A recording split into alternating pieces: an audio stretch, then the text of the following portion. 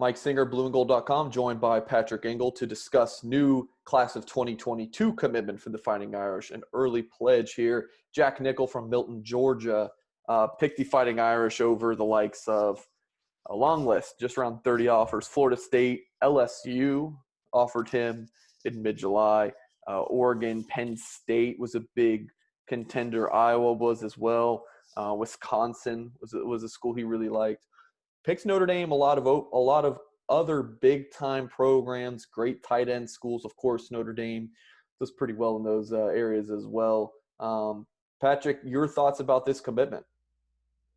John McNulty's got to be sitting pretty right now with, having been on the job all of, 6 months, having his 2022 tight end already wrapped up here, already had Kane Barong inherited when he got the job, has only strengthened that relationship, still kind of, messing around with some 2021 options either way, but still he's in a pretty good spot. And you have to like what Jack Nickel brings is, kind of a pure classic, inline, flex him out, receiving tight end, big body who can really kind of wall off defenders and kind of assert himself there in the passing game, and kind of used in a variety of ways where you can use him as a mismatch on safeties, when you get him in the slot or on seam routes. Good as kind of an intermediate target, and even on short throws after the catch, he's definitely a yards after catch threat on drag routes and even tight end screens and things like that, where enough speed and mobility to be able to make things happen after the catch, and definitely a willing blocker as well, where he's not afraid to go line up in line and meet defensive ends. It's not a situation where he's kind of just cleaning up on safeties or corners in the slot and in running games. And he has definitely a big enough frame to be able to hold up in a lot of those situations. Yeah, definitely. I think you nailed it. The biggest thing for me about his game is that he's just really good at everything, and he's only going to get better. The ceiling for this kid, so it's talk about floor and ceilings with recruits. It's like, how high is that ceiling? Well, when you look at Kyle Hamilton, for example, ceiling was very, very high.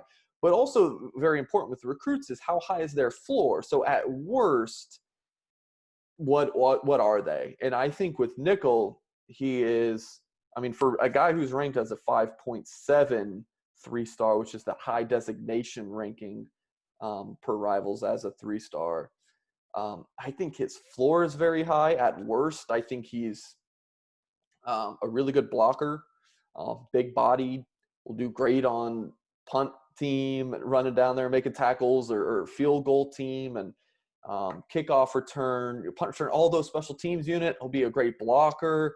I think his floor is probably what we've seen so far out of Brock Wright's career.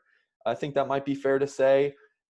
His ceiling, I don't know if it's Cole Kmet, but I think he could be an All-American, mid-level kind of draft pick if he really hits. Athletic kid, catches the ball really well.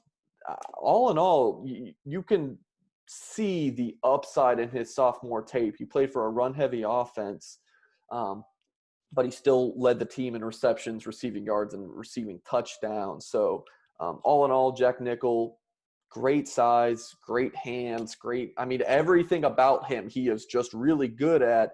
And that was just on his sophomore tape. He's only going to get better as his high school career progresses. And I think he's going to be a great gift for Notre Dame.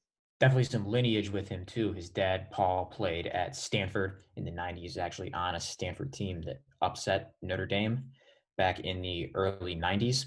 And another kid who kind of went out of his way to go check out Notre Dame here during this dead period. And like you said, someone who, considering he was his team's leading receiver as a tight end as a sophomore in kind of a run-heavy offense, perhaps some more targets and more usage with him, someone who could see himself rise up the rankings a little bit.